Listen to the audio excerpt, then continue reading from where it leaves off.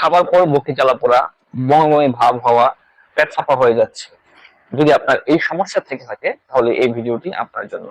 আমি ডাক্তার মোহাম্মদ জুবায়ের হাসান, কথা বলছি গ্যাস্ট্রিকের সমস্যা এবং সমাধান নিয়ে।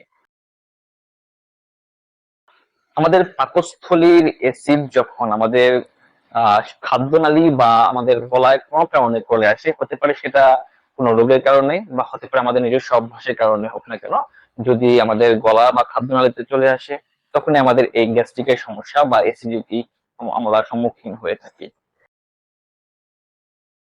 অ্যাসিডিটির যে লক্ষণগুলো রয়েছে সেই লক্ষণগুলোর মধ্যে প্রথমত যেটা হবে সেটা হচ্ছে আমাদের প্রচন্ড পরিমাণ বুকে জ্বালা পোড়া হবে খাবার পর পর। আমাদের মুখে টক পানি আসতে পারে বা টক ঢেকুর আসতে পারে, আমাদের বমি বমি অনুভূত হতে পারে, সাথে করে আমাদের কাশি থেকে শুরু করে আমাদের শ্বাস প্রশ্বাসের সাথে দুর্গন্ধ আসতে পারে। যদি এই লক্ষণগুলো আপনার মাঝে প্রকাশ পায় তাহলে আপনার হয়তো গ্যাস্ট্রিকের সমস্যা রয়েছে। গ্যাস্ট্রিকের সমস্যার যে কারণগুলো রয়েছে, কারণগুলোর মধ্যে অন্যতম যে কারণ সেটা হচ্ছে আমরা অধিকাংশ মানুষই বাইরের খাবার পছন্দ করি।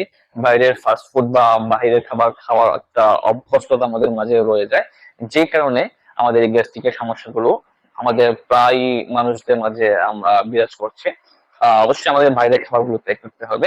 দ্বিতীয় যে কারণটা রয়েছে সেটা হচ্ছে যে আমরা অনেক বেশি পরিমাণ খাবার একসাথে খেয়ে ফেলছি। অনেক বেশি পরিমাণ খাবার যদি একসাথে খেয়ে ফেলি তখন সেই ক্ষেত্রে আমাদের পাকস্থলীতে কোনো জায়গা না থাকার কারণে তখন গ্যাস্ট্রিকের অ্যাসিড গুলো উপরের দিকে চলে আসে এবং আমাদের গলা দিয়ে আমাদের এই বুকে জ্বালা পোড়া সমস্যা শুরু হয়। তৃতীয়ত, আমরা খাবার পরপর শুয়ে পড়ছি, খাবার পরপর শুয়ে থাকার ফলেও আমাদের এই গ্যাস্ট্রিকের সমস্যাগুলো হয়ে থাকে। চতুর্থত, আমাদের খাবার পরপর আমাদের হচ্ছে অনেক কোনো এক্সারসাইজ করছি বা কোনো ধরনের অন্য কোনো ব্যায়াম বা কোনো ভারী কাজ করছি, যার কারণে আমাদের এই সমস্যাগুলো হচ্ছে। চতুর্থত, আমরা ব্যথার ওষুধ খাচ্ছি বা ব্যথার ওষুধের সাথে আমরা গ্যাস্ট্রিক ওষুধটা নিয়মিত খাচ্ছি না, যার কারণে আমাদের এই অ্যাসিডিটি সমস্যা হচ্ছে। পঞ্চম যে কারণটা আছে সেটা হচ্ছে যে আমরা রাতের বেলা অনেকে দেরি করে ঘুমাই বা অনেকে মানসিক টেনশন বা দুশ্চিন্তা থাকে, যার কারণে আমাদের এই সমস্যাগুলো হয়ে থাকে। এই গ্যাস্ট্রিকের সমস্যা থেকে পরিত্রাণের উপায় হচ্ছে, যদি আমরা আমাদের যে কারণে গ্যাস্ট্রিকের সমস্যাগুলো হয়ে থাকে সেই কারণগুলোকে যদি আমরা আইডেন্টিফাই করতে পারি তাহলে আমাদের এই গ্যাস্ট্রিকের সমস্যাগুলো চিরতরে দূর হয়ে যাবে। তারপর আমি বলে দিচ্ছি, প্রথমত যেটা হচ্ছে যে আমাদেরকে বাইরের খাবারগুলো অ্যাভয়েড করতে হবে। বাইরের খাবার খাওয়া যাবে না। বাইরের অনেক দিনের ব্যবহৃত তেল বা অনেক ধরনের জিনিস থাকে যারা অনেকদিন ব্যবহার করে থাকে, যার ফলে আমাদের এই গ্যাস্ট্রিকের সমস্যাগুলো হয়ে থাকে। দ্বিতীয়ত, অনেক বেশি পরিমাণ খাবার একসাথে খাওয়া যাবে না, আমরা অল্প অল্প করে খাবার খাবো। তৃতীয়ত, আমরা খাবার পর পর শুয়ে পড়বো না, আমরা খাবার পর পর অনেক বেশি পরিমাণ পানি পান করবো না।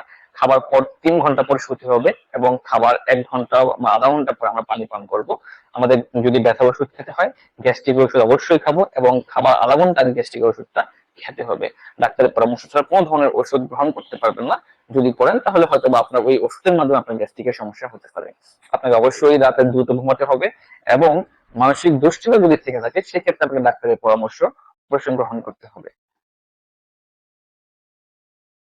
কিছু লক্ষণ যদি আপনার মাঝে প্রকাশ পায় তখন সেক্ষেত্রে অবশ্যই আপনাকে ডাক্তারের শরণাপন্ন হতে হবে।